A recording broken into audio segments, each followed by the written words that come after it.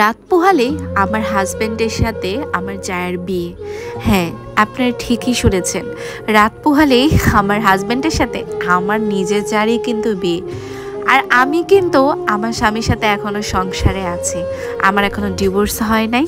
আমি কিন্তু আমার স্বামীর সাথে আমার শ্বশুরবাড়িতে কিন্তু আছি। আমি কিন্তু কোথাও যাইনি। তাহলে এখন আপনাদের কথা হচ্ছে, আপু তাহলে আপনি থাকা সত্ত্বেও কিভাবে আপনার হাজবেন্ড আপনার যাকে বিয়ে করতে পারে? আমার ভাসুর মারা যায় হচ্ছে আজ থেকে 2 বছর আগে। আর হচ্ছে মারা যাওয়ার পর থেকেই আমার যা হচ্ছে এখানেই থাকে। আমার যা তার বাপের বাড়ি কখনো আর যায় না। আমার হাজবেন্ডের ভাই যখন মারা যায় তখন থেকে হচ্ছে তার ছেলে মেয়ে আমার হাজবেন্ডকে খুবই আদর করে এবং আমার হাজবেন্ডও তাদেরকে খুবই আদর করে। আমার হাজবেন্ডের কিছু সমস্যার কারণে আমাদের কখনো আর বাচ্চা হবে না, যার কারণে হচ্ছে ও অনেক বাচ্চার প্রতি অনেক আসক্ত, কিন্তু কিছু প্রবলেমের কারণে আমাদের আর বাচ্চা কাচ্চা হবে না। আর সেই কারণে হচ্ছে আমার ভাসুরের যে ছেলে মেয়েগুলো আছে সেগুলো তাকে খুবই টানে, তারা খুবই পছন্দ করে তাকে, তারা তাকে হচ্ছে ছোট আপু বলে ডাকে সব সময়। এই জিনিসটা নিয়ে আমি কখনো বলি না। আমি সবসময় এটাকে নর্মাল হিসেবে নিয়েছি। আমি বলছি ঠিক আছে, ডাকতেই পারে, তাতে আমার কোনো কিছু যায় আসে না। কিন্তু এইভাবে না দিন যেতে যেতে দেখি আমার হাজব্যান্ডও তাদের প্রতি অনেক বেশি আসক্ত হয়ে যায়। ইভেন এই জিনিসটা এতটাই বেশি বেড়ে যায় যে আমার 4 ছেলে মেয়েগুলা ওরা একা ঘুমাতে পারতো না। ওরা হচ্ছে ওর ছোট আব্বুর কাছে থাকতে যেত। মাঝে মাঝে হচ্ছে আমার হাজব্যান্ড যার রুমে যেত, তার ছেলে মেয়েদের সাথে সময় কাটিয়ে চলে আসতো। কিন্তু দিন দিন হচ্ছে আমার জায়ের ছেলে মেয়েগুলা বারবার তারা হচ্ছে প্রতিদিনই রাতে এসে তারা হচ্ছে আমার হাজব্যান্ডের সাথে থাকে। তো আমাদের বেড যেহেতু ছোট, তাই আমি পাশের রুমে ঘুমাতাম। আমার হাজব্যান্ড আমার ভাসুরের ছেলে মেয়েগুলোকে নিয়ে দিনের পর দিন রাতের পর রাত থাকতো। এভাবে থাকতে থাকতে তাদের প্রতি একটা মায়া টান কাজ করে। আমার হাজব্যান্ড আমাকে খুবই ভালোবাসতো, একটা সময় খুব বেশি ভালোবাসতো। আমার শাশুড়ি আমাকে খুবই পছন্দ করতো। মূলত আমার শাশুড়ি আমাকে পছন্দ করে এ বাড়িতে নিয়ে এসেছে। এখন দিন দিন দেখতে পাচ্ছি যে আমার শাশুড়ি আমাকে তার সহ্য করতে পারতেছে না। আমার শাশুড়ি কোনোভাবে আমাকে আর পছন্দ করছে না ঠিক আগের মতো। ইভেন আমার হাজব্যান্ডও এখন দিন দিন আমার উপর থেকে তার মন উঠে গেছে। তো এই জিনিসটা আমি অনেকদিন ধরে খেয়াল করছি, বাট কিচ্ছু বলতে পারতেছি না। কি বলবো সেটা বলতে পারতেছি না, কারণ মাঝে মাঝে এই ব্যাপারগুলো নিয়ে যখন আমাদের মধ্যে কথা হয় তখন তার সাথে আমার প্রচুর ঝগড়া হয়। রাগ করে হচ্ছে সে আমার এই ঘরে আসে না, আমার সাথে কথা বলে না। দেখা যাচ্ছে এইভাবে এক আকাশ সমান রাগ তার উপর আমার জন্মেছে। দিন দিন দেখে আমাকে এভাবে অবহেলা আমার উপর বেড়েই যাচ্ছে। এভাবে বাড়তে বাড়তে আমিও তাকে আর কিছু বলি না, কারণ বললে কি হবে, সংসারে অশান্তি ঝগড়া এইসব লেগেই থাকে। যার কারণে আমি অনেক দিন চুপ ছিলাম, আমি কিচ্ছু বলিনি। এভাবে কেটে যায় 2 বছর। 2 বছর পর হঠাৎ করে একদিন দেখি আমি আলাদা হয়ে থাকি। মানে আমাদের হচ্ছে আমার ভাসুরের যে ঘর ছিল সে ঘরে হচ্ছে আমার শাশুড়ি চলে গিয়েছে। ইভেন হচ্ছে আমার হাজব্যান্ডও এখন ওইখানেই থাকে। আর আমি এখন যে বাসাটাতে থাকি, যে বাড়িটাতে থাকি বাসাটায়, সেখানে হচ্ছে আমি থাকি। আমার কিছু 10-15টার মতো মুরগি আছে যেটাগুলো আমি পালি। সাথে হচ্ছে আমার 4টা গরু আছে। এই গরুগুলা দিয়ে হচ্ছে ওইগুলা দিয়ে আমার চলে যায়, ওইগুলা দিয়ে হচ্ছে আমি থাকি। আর এইগুলা দিয়ে যা টুকটাক আমি হচ্ছে ডিম বিক্রি করি, দুধ বিক্রি করি, ওইগুলা দিয়ে হচ্ছে আমার সুন্দর করে আমার নিজের টাকা হাত খরচে টাকা আমার হয়ে যায়। সে আর আসে না, ইভেন আমার শাশুড়িও আসে না। তো আমি এভাবে আছি, আমি কিছু বলি না। আমি দেখি কি তাদের সুন্দর একটা সংসার, মনে হয় আমি নিজে দেখতেছি যে আমার যার প্রতি আমার হাজবেন্ডের আকর্ষণ দিন দিন বেড়ে যাচ্ছে। ইভেন আমার শাশুড়ি আমার যাকে অনেক পছন্দ করা শুরু করছে, আর আমার শাশুড়ি আমাকে এখন সহ্য করতে পারে না। হঠাৎ করে একদিন সকালবেলা আমার শাশুড়ি এসে আমাকে বলে যে তুই এ বাড়ি থেকে বের হয়ে যা, আর না হলে যদি এই বাড়িতে থাকিস তাহলে আমার ছেলের সাথে আমার বড় পুতের বউয়ের বিয়ে দিব। আমি এই কথা শুনে তো অবাক হয়ে গেলাম। কি বলে, আমার অনুমতি ছাড়াই হচ্ছে আমার জায়ের সাথে এরপরের দিন সকালবেলা হচ্ছে তার বিয়ে হয়ে যায়। আমি এটা কোনোভাবেই মেনে নিতে পারি নাই।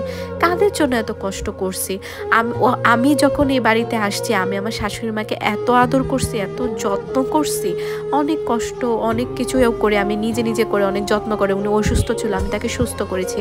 আমার হাজব্যান্ডের সমস্যার কারণে আমাদের বাচ্চা হবে না, তাকে আমি কখনো কোনো দিন ছেড়ে যাইনি। এইভাবে দিন কাটতে থাকে। আর এই শেষে এসে আমাকে প্রতিদান দিতে হলো। এখন আমাকেই তাদের আর পছন্দ হয় না। আমি কি করব, আমি তো গরিব ঘরের মেয়ে। আমার বাবার এত সামর্থ্য নেই। আমার বাবার সামর্থ্য ছিল, কিন্তু আমার বাবা অনেক ভালো ছিল, আমার বাবার হচ্ছে ভালো টাকা পয়সাও ছিল, কিন্তু আমার বাবা হচ্ছে আমাদেরকে স্বীকৃতি দেয় না। বলতে গেলে আমার বাবা গোপনে আমার মাকে বিয়ে করেছিল, যার কারণে আমার বাবার যে সম্পত্তি ছিল সব হচ্ছে আমার হচ্ছে বড় যে মা থাকে উনি নিয়ে গেছে, তার ছেলে মেয়ে সবাই। বাবা মারা যাওয়ার পর ছোটবেলায় আমি আমার মা আমরা সবাই গিয়েছিলাম যদি আমরা কোনো ভাগ পাই, কিন্তু আমাদের মানে একটা ভাগও দেয় না, উল্টা আমাদেরকে বাড়ি থেকে বের করে দিছে, যার কারণে আমরা এক ভাগও পাই না। এভাবে আমি পড়ালেখা করতে পারি না। আমি ক্লাস 10 পর্যন্ত টেনে টুনে পড়ালেখা করছি। আর আমার ভাইটা হচ্ছে সে এখন সিএনজি চালায়, আর তার এখন বিয়েও করছে, তারও বউ আছে। তো এত কষ্ট সহ্য করার পর আমি যখন এই বাড়িতেই পড়ে আছি, দেখি তাদের কি সুন্দর একটা সংসার। মাঝে মাঝে আমার শাশুড়ি, আমার হাজবেন্ড, আমার যা, তারা সবাই আসে এখানে, এসে তারা হচ্ছে কিছুদিন থেকে আবার চলে যায়। আমি তাদের জন্য রান্না বান্না করি, সব কিছু করি। একদিন হঠাৎ করে দেখি আমার গরুটা নেই, আমার একটা গরু নেই। আমি তো পুরো চিল্লাপাল্লা করতেছি, তখন আশেপাশের মানুষ এসে বলতেছে তোমার হাজবেন্ডই তোমার গরু নিয়ে গেছে। আমি দৌড়ে গেছি, যা ওদেরকে বলছি আমার গরুকে তুমি কি করছো। দেখি আমার গরুর মাংস তারা কেটে গরুটাকে জবাই করে ওইটাকে তারা আকিকা দিছে, মানে হচ্ছে জায়ের মেয়ের জন্য দিছে। এখন তো তারা স্বামী স্ত্রী, তার মানে তার সন্তান। আমি এত কষ্ট পাইছি, ইভেন হচ্ছে ওরা নিজেরা খাওয়া দাওয়া করে আমার জন্য অল্প একটু দিয়ে রেখে চলে গেছে।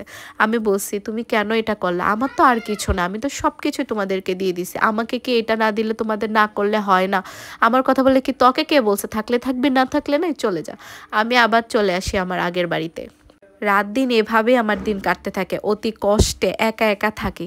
আমি আমার বাসায় এখন আমার নিজে যে বাপের বাড়ি আছে, আমার বাপের বাড়িতে আমি করি কি, আমার যে মুরগি টুরগি ওইগুলা ডিম মুরগি মাঝে মাঝে বিক্রি টিক্রি করে যে টাকা পাই, ওই টাকা দিয়ে মাঝে মাঝে আমি আমার ভাইয়ের সংসারেও দিই, আমার মাকেও পাঠাই। কিন্তু আমার ভাবি মা 1 টাকাও রাখতে চায় না, কারণ আমি একা থাকি দেখে আমি নিজেই চলতে পারি না। তারা আমাকে অনেক বলছে এই বাড়িতে আর কত পড়ে থাকবি, এখানে চলে আয়। আমার ভাবি আমাকে অনেক বলছে তুই চলে আয়, কিন্তু আমি ভাবছি না, একটা সময় হয়তো এখন বোঝা না, কিন্তু একটা সময় তো আমিও হয়তো ভাবির বোঝা হয়ে যাব।